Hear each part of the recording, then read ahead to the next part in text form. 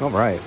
So, because that you guys are at this point, well, not quite at this point, but you're at the point of having to do some homework and find out exactly what's going on. Let me give you some information that the people who have decided to provide videos on this car didn't share with you.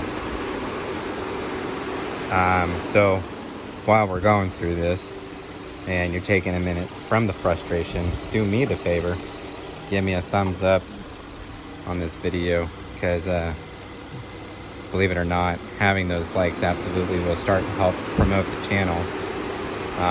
But here we are. So the radiator, this is probably one of the harder jobs I've done. If I had to give it a 1 out of 10 as far as difficulty, I would say it's probably about a 7. A lot of it is because the right way to do it is, yes, discharging the AC system. I'm here to tell you, you don't have to discharge the AC system. Does it make it easier? Yes. But you don't have to. The other thing you don't have to do is removing the bumper. Because that I have not removed the radiator from this car, I removed the bumper off so that I can get a better visual on the bottom end of the radiator to find out where I'm failing. And on the old radiator, it was actually split up on this side and it was just pouring out profusely. But I wouldn't have been able to see that without being able to remove the bumper. But you are going to need to remove the splash guard to get to the hoses and the transmission lines.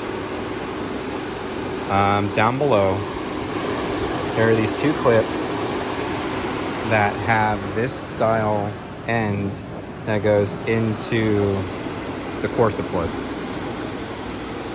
There is a hole where you can fit a screwdriver through, and you're going to need something about this size to be able to go ahead and basically put up against this and push and then pull on that clip to get it out. Now, I got frustrated with it and I just broke the fuckers off. It's $60 to replace them from the dealer.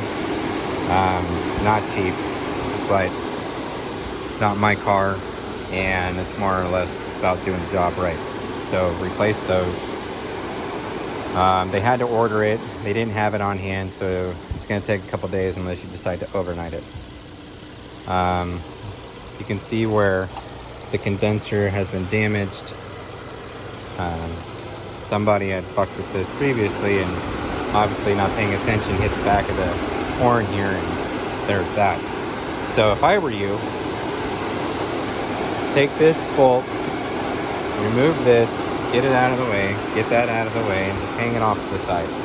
That way it's out of the way, so when you go to remove these and you go to pull this condenser forward, that you're not banging up against this and you're not damaging that. So there's that. The other thing, when you get your hoses, the OE style clamps are not going to fit the Gates hoses. You can see how it's maxed out. Just either use them and you're good, but just know that if you have a leak somewhere or a hose pops, you know why. I'm not a big fan of the worm clamps, but in this case it works. I still have room and some give on this. For those that don't know what I'm talking about, if I were to go ahead and pinch this together, you can see that I still got room. Granted, we want a little bit more than what's here. We want a little bit more of a gap, and truth, it should be somewhere between this and what I got going on over there.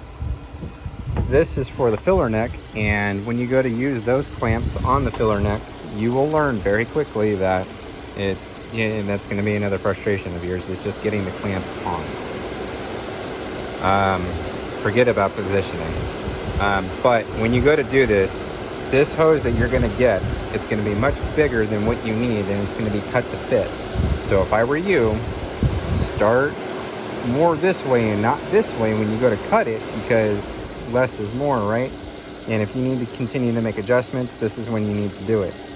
So my suggestion to you is put this end on first. Don't clamp it down.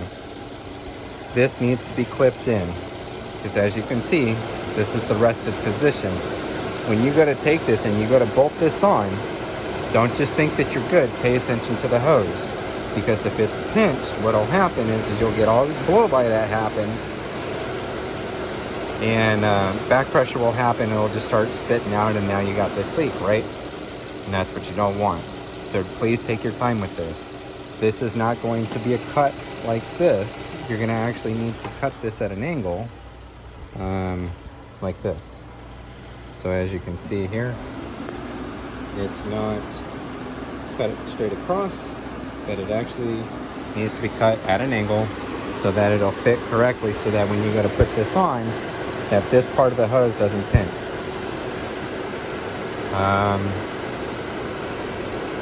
What else am I missing? Oh, reservoir or overflow tank. This bolt, remove these if that exists. And then this just comes out as one piece so that you can get to that hose. That's easier. But as far as getting this out, remove these two clips. You're gonna try to take the top of this, turn it this way to get the elbow to come out as far as it will. That way when you go to pull and then lift, this end will lift out. And then for the trans lines, take your time. Don't break those, because you're gonna need them. On the male end, like I've mentioned, because this is the second time I'm doing this video, the clamp that's down here is gonna kind of be the fight between these two. This one's not so bad. Just make sure that when you go to put the lines back on, you are going to get some fluid that's going to drip out of the bottom one. So when you're going to put it on, you're going to get the trans fluid on your hand, and it's just going to be harder to slide it on. Just make sure you get it in all the way, and make sure that you do put the clip back onto it, because you want to make sure that it does its job. Same thing coming up here. Take your time with it. Make sure it comes all the way up and it maxes itself out. If you've never done this before and you've never removed it, take a picture of it if you can. See where it's at, so that way when you go to put it back on, you have something that you can go back to, so that way you know that you did it correctly. Once you get the radiator in and you're here, you're going to need to get yourself 2 gallons of blue coolant. This system takes 9 quarts, so you should have a quart left over when you're done. The way that this needs to work, you can put this in if you wanted to. It's not a big deal. But you want to put it so that the fluid is up top, and eventually what will start happening is this will start to bubble. This car obviously has been running for more than 20 minutes, because we're running on 10 minutes now, and this is run number 2 on having to do this video for you guys. Eventually what will happen is this will start to bubble. This is what you want it to look like. There should be no air bubbles whatsoever on this, and it should look just like that. Once you're here, technically you've done the job correctly, and you're good to go. But at this point, what needs to happen is thermostat cap needs to go back on. The radiator cap goes back on. And then you're going to bolt this up, you're going to put everything back on, and you're going to go test drive it for exactly 5 miles. And as long as you don't hit 50% on your coolant gauge, you're good.